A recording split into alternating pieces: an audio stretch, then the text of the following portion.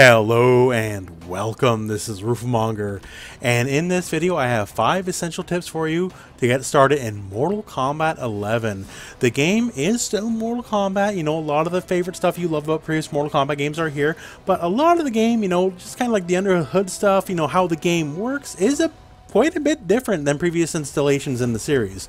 And so let's start with the first tip, and that's just understanding the meter system. So the meter, as you can see here in the corners, that's a little bit different than how it used to be if you're not familiar with previous Mortal Kombat. So previous games here, it was kind of like, you know, like how it is in Street Fighter or any other fighting game. You hit the dude a lot in the face and then your meter builds up. So in this game, you will start with all the meters filled, and we have 2 meters here. The one going up is your defense meter, and the one going across is your offensive meter. So the offensive meter, you know, it's basically what it sounds like. So here is a special move, and I can use one of my offensive meter bars to make it a bit better. As you can see here, now I'm just shooting more shots. Now I use it 2 times. You can see here, it's building up slowly. I don't need to do anything here. Me hitting the enemy doesn't really speed it up or anything. I don't build it like a traditional fighting game normally is. So the reason it is the way it is currently is they want you to incentivize the use of your meters. So don't hoard them, don't save them for, say, your breaker like in Mortal Kombat 9 or Mortal Kombat X. If you got them, use them, because if they're just sitting there full, you're just, you know, wasting potential meter, right? So offensive meter, offensive move makes enough sense, and defensive meter for defensive moves, which we'll talk about a bit more later. So the meter will constantly go up on its own when you spend it, so don't hoard that meter. Use it when you think it's appropriate, and there's no need to save it. Now, another very big thing about this game is the interactables. The stage you play on is a lot more than just the cosmetics that you see. Like, yeah, we're in like a big old ruined temple right now. That's cool to be sure. But stuff like this matters. This stage, hey, I can pick up this guy and smack you in the face with it, right? So that's unique to this stage. And that's a projectile, so it works just like a fireball, right? And over here, we have an interactable. As you can see, it kind of lights up as we get near it. If I now use my interactable button, this becomes a grab. This is a true throw, just like a regular throw. So unlike, say, the previous one was a projectile, they cannot block this one. Also, interactables are one of the very few sources of super armor in this game. So super armor, if you're not aware, it basically lets you keep moving while you're attacking. So as we talk about meters, you know, they're there to be spent. So when you use any interactable, as you see here, it takes up your top meter, that is your defensive meter. Now, if you hit block right when you're using interactable, what's going to happen here is you can see both the offensive meters went away as well, right? So what I'm doing now is my interactable usage is armored. So to show you an example here, so we have this move here. I'm just going to keep getting smacked by this move. So I want something to be able to stop this, and I know I'm near an interactable. Doesn't matter what the interactable is, this works across everything. So I'm going to interact and hit block right away. And see here, armor through it, clear as day. I have super armor while I'm doing this move here. So the price is 3 bars, as you can see there. It is 1 defensive bar and 2 offensive bars, but it is a sure way. This armor happens on the first possible frame, so it's like as soon as you do it, the armor is active, and it's a fantastic way to kind of fight yourself back from a defensive position. So for our next tip, let's talk about the fatal blow mechanic. So as you can see here, we have our health bar flashing because it is tied to your health. It is not tied to your meter like many other fighting games. So, you know, like Street Fighter or even previous Mortal Kombat with the X-rays, your super move is not tied to your meter. It is tied to your health. Once you are at 30% or less health, you now have access to your fatal blow. And as you can see here, it's easy peasy. L2, R2 together. If it connects, hey, get a nice little big old cinematic and do a heck of a lot of damage. All these are very damaging moves. Hit them raw, that's awesome. You can get a lot of damage. You can combo into a lot of them as well. Now, the biggest strength, besides the fact, obviously, the Fatal Blow does a heck of a lot of damage and looks really cool, is it is armored. Once again, as we mentioned in the interactable section, armor is very rare in this game, so it is a way to get your opponent off you if they're constantly attacking. So we have the enemy set to do this attack here non-stop, right? So what we're going to do is we're going to armor through it. So as you see, we tank that hit, and we still manage to get our move through. So the move has armor. Now, one thing to note, it's not all, you know, fun and games, as the move does have armor, yes, absolutely, but it doesn't start immediately. So on the first frame of animation, the move does not happen to have armor right away. So if you wake up and you're just jamming on your fatal blow button, right? You're just mashing it for Kingdom Come as you got knocked down, you're waking up, and the enemy attacks you exactly as you're getting up.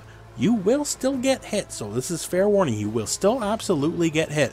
So don't use this as a tool just to mash, but keep in mind too, you can use this to kind of sneak in a hit when you think it might otherwise not be your turn to hit buttons.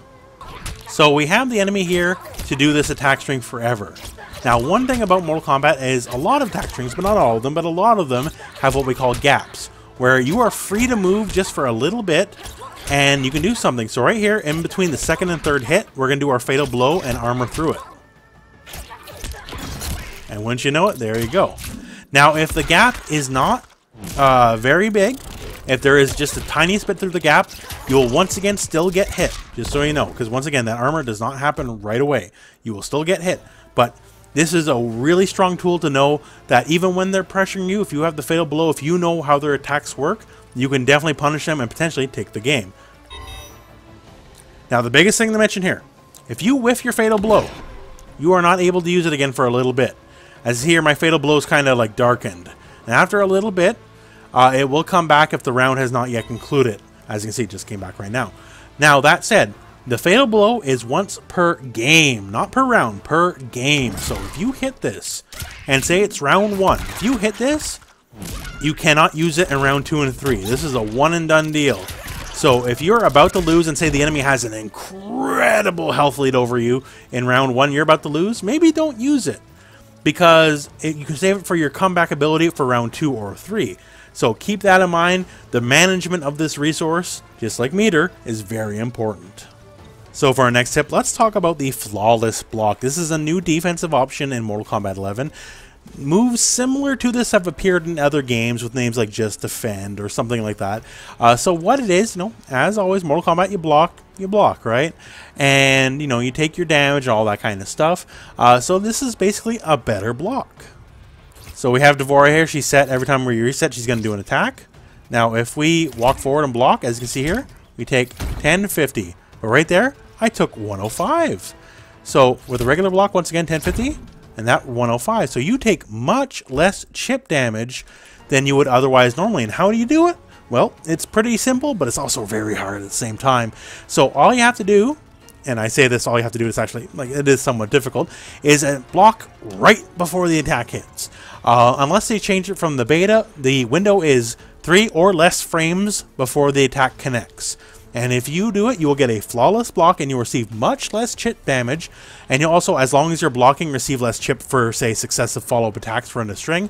And it's very powerful in that regard. And even better yet is, if you get a flawless block off, you can basically turn the tables on the enemy. So once again here, we have her set to attack here. And what happens is we're going to do this. And we're going to do our flawless block. Right there, and then we're going to hit up and the 2 button. That's triangle if you're playing on PS4. And as you can see right there, I just launched her, right? So what is that all about? So that is kind of a reversal of fortune. So if I purposely, correctly call out her attack and I see exactly what's going to happen, if I time this correctly, I can then just basically launch her and get a combo. As you can see there, obviously not the best combo in the world. We're all still learning right now. But yeah, so all you have to do is, once you do your flawless block, let go block, hit up and 2, and you'll launch them. Also, that's not the only thing you can do. So you see here, I did a different attack. And what's different about this attack here is it's an invincible attack. So that move I did here, the launcher attack, it's really cool. Reversal of fortune, all that kind of stuff, get a combo, but it's not invincible. So if she did a quickly attacking string, I would perfectly block the first hit, go for that attack, and then get smacked out of it. So the other one here, up and 3, which is X if you're playing on PS4, is full invincible. You don't get a big damage thing, don't get the combo potential, but it will beat any follow-up attacks that are following the move you just perfect blocked. Now keep in mind, for either of these moves, it does take 1 defensive and 1 offensive bar, both for the up and 2 and the up and 3, the launchers, or the invincible move. No matter what, it will take 1 defensive bar, 1 offensive bar. So if you don't have one of those 2 requirements, you will not be able to do the follow-up. You can still do the flawless block just fine, that's great, but you will not be able to do the required follow-ups. Now also, if you watch the Fatal Blow section, you might notice you can Fatal Blow certain moves here if there's a gap in the block string. And yes, just like the Fatal Blow, you can do so, same deal here with Flawless Block. So right there between the second and third hits, we have a gap. And in that gap, we can Flawless Block through it, as you can see right there. And so once again here, we can do this and just punish it. And honestly, it's a lot easier to do the perfect block when you know that last hit is coming. So if you know that last hit is coming, all you have to do is block the first two and let go of block and reblock the third. Now you might ask, well, when do I know I can get a flawless block and get the punish? Because, you know, not all strings with gaps are going to be able to do this, right? And once again here, the timing is still tricky. But basically the rule of thumb is this. If you have enough time with your Fatal Blow to armor through a move, the gap is big enough for you to flawless block it and then get your up 3 or up 2 punish. So at the highest levels of play, this is going to be the determining factor in Mortal Kombat 11. I guarantee you, this is going to be the determining factor. But as with all things, you know, there's going to be mind games because the Devora player could just say, well, oh, I know for a fact he's going to do the flawless block, so I can just do my first 2 moves, not do the third one, and just throw them. Because you're not allowed to detect throws while you're blocking, right? So that's just one example. And, you know, some moves here, some characters with a parry, they can do their string and have the string with the flawless block gap. They can get flawless blocked and punish, and then immediately cancel the parry, and then punish the flawless block punish of their gap. So layers upon layers upon layers. So once again, at the highest levels of play, this is going to really determine the best of the best.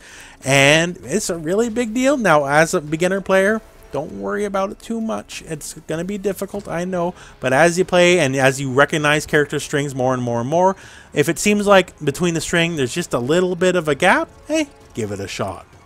Now, a big thing to talk about here is the Wake Up game in Mortal Kombat 11. Once again, makes use of your meters, makes use of, you know, just a lot of stuff here. A lot of your defensive bar is probably going to be spent here in the Wake Up game. So first up here, when you get knocked down, as you're getting up, as you see here says get up, you can hit forward or backwards, and L2, this is your stance switch button, and then you will roll in that appropriate direction. Now, keep in mind, this has to be as you're getting up. So if you're mashing this and jamming this while you're down, it's not going to work. So as you are getting up from the ground, L2 and forward or backwards, and you'll roll in that particular direction. And this is a fully invincible roll, just so you know. The startup of this roll is invincible. You cannot be hit out of it any way, shape, or form. The only weaknesses of this is that the end of the roll is not invincible. So the very tail end of it, you are vulnerable, so they can chase you down, like, if they know for a fact you're going to do it. Also, you can be freely thrown out of this. All things being equal, though, it is a very strong defensive move. Also, as you can see here, if we set this up, it does take one of your defensive meters to do this. So, generally speaking, in the neutral, you know, when no one's in the corner, you probably want to roll back, although once again, they can try to chase you down. If you are stuck in the corner, however, it would probably be smarter to forward roll out and try to steal the corner and put them in the corner. If they just keep mindlessly attacking you, you'll happily, invincibly roll past them, and then now you have the corner and they do not. Now, just like the flawless block, you can do the same things here. So up 2 is the launcher, up 3 is your invincible move. Now, just like before, it takes one offensive and one defensive bar, and they're good at different things. So the launcher is immune to throws, unlike, say, the roll, and it is immune to jumping attacks. And the up 3 is immune to basically everything. However, as you can see here, it doesn't quite have the same hitbox. So it is very easy either to just kind of walk out and walk back in and punish the person doing it, or just jump in and do whatever. So it is invincible, yes, but it is very easy to bait out, and the hitbox is not very good. Now keep in mind too, the up 2 pretty much universally, if it is blocked, it is very punishable on block. Character to character, the up 3 seems to be punishable to varying degrees. Certain characters are better than other characters. But once again, these are your options. And once again, it takes 2 of your bars, so you gotta really watch out for that kind of stuff. And they are both very easily baited out. A simple walk back, you whiff the move, and then they can go in and just combo you with whatever they want. So don't just be matching it. You know, it takes some smart play to do it. Also, on the subject of knockdowns, if you hold the stance flip button here while you're knocked down, you will stay down on the ground for just a little bit longer than normal. So it can kind of throw off people's timing for their setups when they're pressuring you. That said, if you do the delay wake up, you are not able to roll, you're not able to wake up attack or any of that kind of stuff. You just got to wake up and that's it. So you can wake up and block, sure, and all that kind of stuff. But keep in mind those other defensive options are locked out if you just do your delayed wake up. So there you have it. So these are some of the essential tips to learn Mortal Kombat 11 as you're getting started. This game's got a lot of depth coming up. There's a lot to learn. Please subscribe to the channel if you're not already, because there'll be a lot of Mortal Kombat content for learning the game itself, for learning characters, combos, guides, strategies, all that kind of stuff. And I'll give you one more bonus tip as we're leaving. For the love of God, go to controls. Go here. It says release check. Turn this off. Just turn it off. Don't even argue me on this, okay? With this on, this is on for like really beginner level players and for really sloppy inputs. If you're halfway serious about fighting games, even a quarter of the way serious about fighting games, this will cause you to screw up combos, drop combos, get moves you didn't mean to get. Please turn this off. Trust me, release check off is the way it's gotta be. So please turn that off. Anyways, that is it for this video. So thank you very much for watching. I hope this video has found you well. Go and play some Mortal Kombat.